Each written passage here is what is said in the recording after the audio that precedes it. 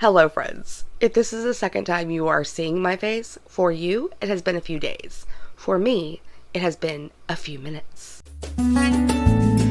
To my channel, my name is Angie, and in today's video, I want to share with you guys my top 5 favorite books that I read in spring of 2021.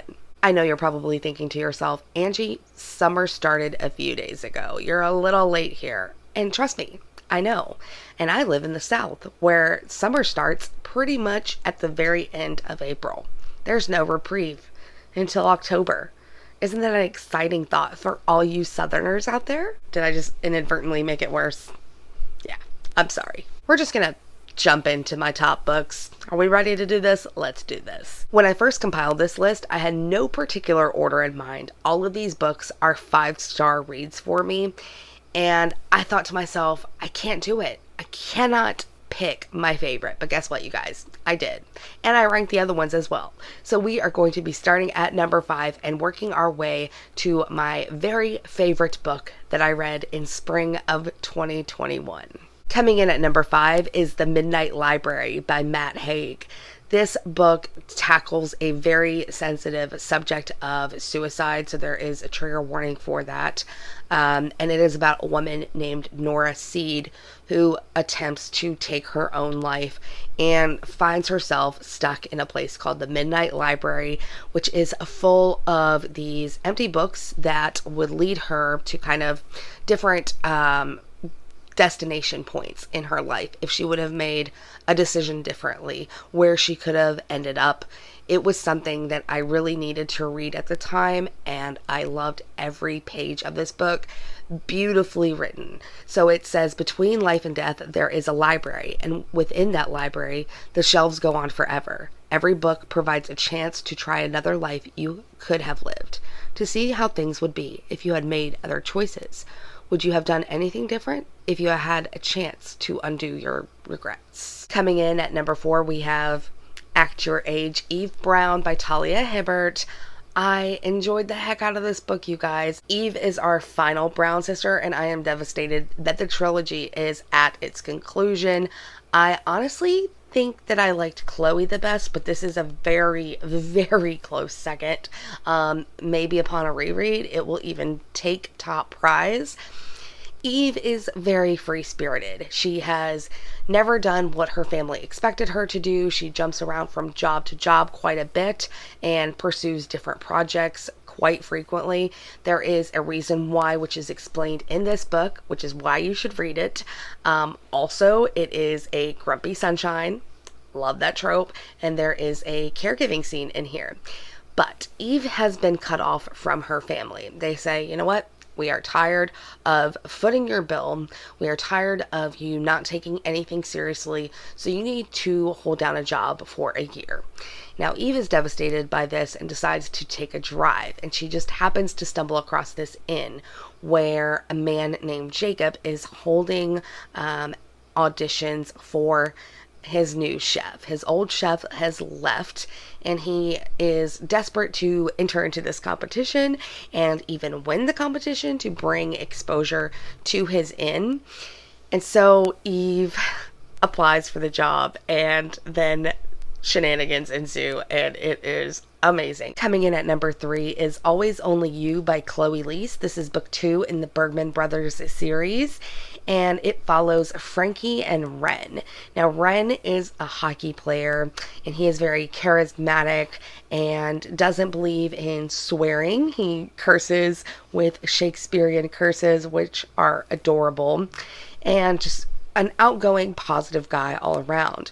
Frankie does the team's social media, and she is known to be a bit of a grump, a bit of a no-nonsense type woman.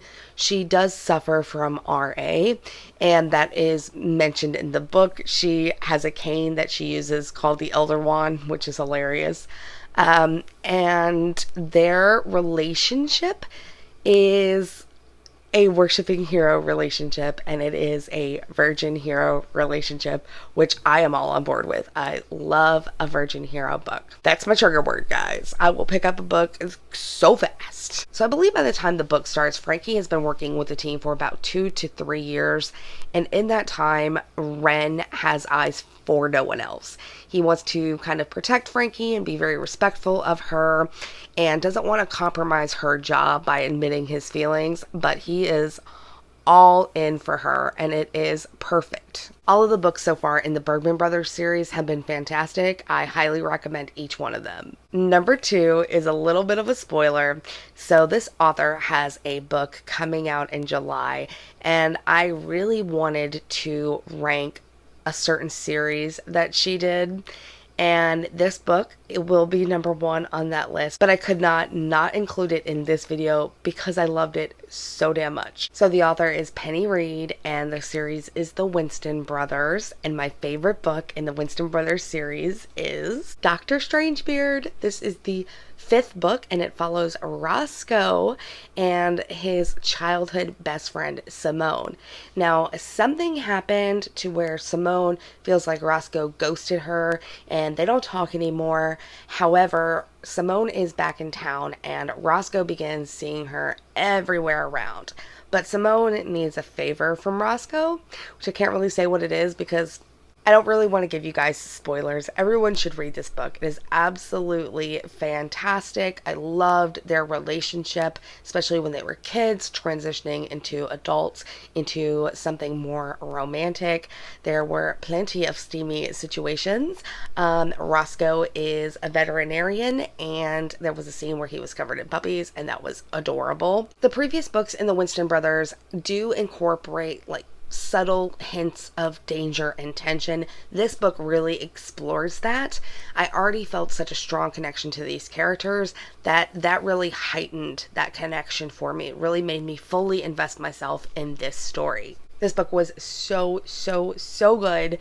They can be read as a standalone, but I really recommend reading this series in order so you kind of get the most out of your enjoyment. And coming in at number 1 is an author who I have been binging in 2021. I believe I read 1 book by her in 2020, and then this year I reread that book and picked up most of her other works. I think I still have 2 books left. That author is Mariana Zapata. I have loved almost everything that I have read by Mariana Zapata, with the exception of 1 book, and that is more because I don't like the trope. I really didn't enjoy Under Lock that much. I don't like motorcycle romances. I still gave it a 3 stars, but it just really wasn't for me. That's not my go-to romance genre. However, almost every other book by her I gave 5 stars to, so it was a pretty difficult decision for me to make. Do I choose Colty? Do I choose Aiden from The Wall of Winnipeg? Or what about Ivan Lukov? As it turns out, I am not choosing any of them because someone else already has my heart, and that man is Lucas Ripley from Luna and the Lie. So Luna works in an auto body shop where she custom paints cars, and our hero Lucas Ripley, or Rip, is one of the owners of this shop, and this is their romance, but it is Mariana Zapata, so it is extremely slow burn and extremely chunky. I am going to read the back to you guys because I cannot do this book justice. It is fantastic. So it says, the problem with secrets is that they're too easy to keep collecting. Luna Allen has done some things she would rather no one ever know about. She also knows that if she could go back in time, she wouldn't change a single thing. With 3 sisters she loves, a job she mostly adores, and a family built up of friends she's made over the years, Luna figures everything has worked out the way it was supposed to. But when one of those secrets involves the man who signs her paycheck, she can't find it in her to regret it, despite the fact that he's not the friendliest man in the world or the most patient. Sometimes there are things you're better off keeping to yourself.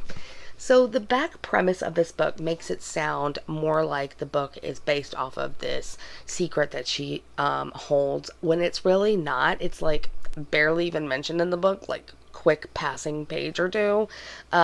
the book is so much more than that. Luna is really an anchor to her family. There is a strong family dynamic in this book, as is in many of Mariana Zapata's books, and the friendships that are in here are just incredible. So yeah, this one is great, and I really recommend listening to her books on audio, especially this one. Sometimes they have the dual narration. This one did.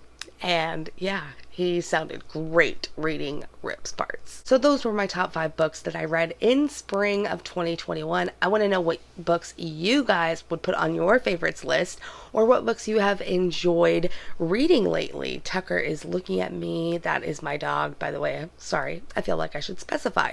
Tucker is my dog, and he is ready for bed. As mentioned, it is pretty late, so I'm going to go ahead and go. I hope you guys enjoyed this. If you did, please let me know by giving it a thumbs up and subscribing to my channel. It would mean the world to me, and I will see you in my next video. Bye!